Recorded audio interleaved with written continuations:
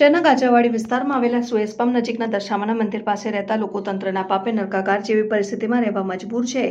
શહેરના કાચાવાડી વિસ્તારમાં આવેલા સુએઝ ટ્રીટમેન્ટ પ્લાન્ટના પંપ નજીક દશા માતાનું મંદિર આવેલું છે અને અહીં લોકો રહે છે, છતાં અહીં ગંદુ પાણી છોડવામાં આવે છે, જેના કારણે સ્થાનિકો નરકાગાર સ્થિતિમાં જીવવા તંત્રના પાપે મજબૂર બન્યા છે। અને ગતરોજ રાત્રે થોડાક વરસાદ બાદ આ વિસ્તારમાં અન્ય જગ્યાના ગંદા પાણી છોડાતા અહીં દુર્ગંધયુક્ત ગંદા પાણી ભરાયા હતા, જેના કારણે સ્થાનિકો દુર્ગંધયુક્ત ગંદા પાણીથી પરેશાન થઈ ગયા છે અને તાલુકા તંત્રની કામગીરી સામે આક્રોશ વ્યક્ત કર્યો હતો। અને સ્થાનિક મનુભાઈ વાઘેલાએ જણાવ્યું કે છેલ્લા 3 વર્ષથી આ સમસ્યા છે, જે અંગેની સ્થાનિક કાઉન્સિલરો, વોર્ડ અને પાલિકા કચેરીએ અનેકવાર રજૂઆતો કરવા છતાં અત્યાર સુધી કોઈ નિકાલ આવ્યો નથી।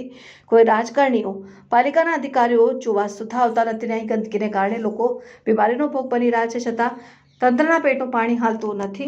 કાચરાવાડી સુરજ પંપિંગ રોડ દશામાના મંદિર પાસે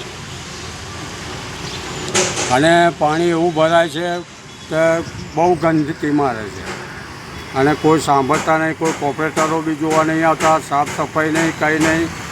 તો વારંવાર અમે જણાવીએ છીએ તો સાંભળતા જ નહીં, મોકલીશું, પછી કોઈ આવતું નથી અને ઘરમાં બધાને બીમારી બહુ પડી ગઈ છે।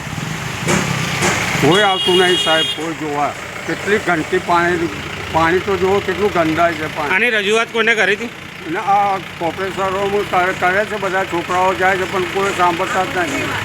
આ કેટલા ટાઈમથી આવું છે? આ લગભગ 2 વર્ષ 3 વર્ષથી આવું થાય છે। આ બાજુ છોડી દે છે, અહીંયા માણસો નહીં રહેતા, જાનવરો રહે છે એવું લાગે છે। આટલું તો સોસાયટીમાં નહીં ચાલતું આવું। આપનું નામ? આપણું નામ મનુભાઈ બફાભાઈ વાઘેલા।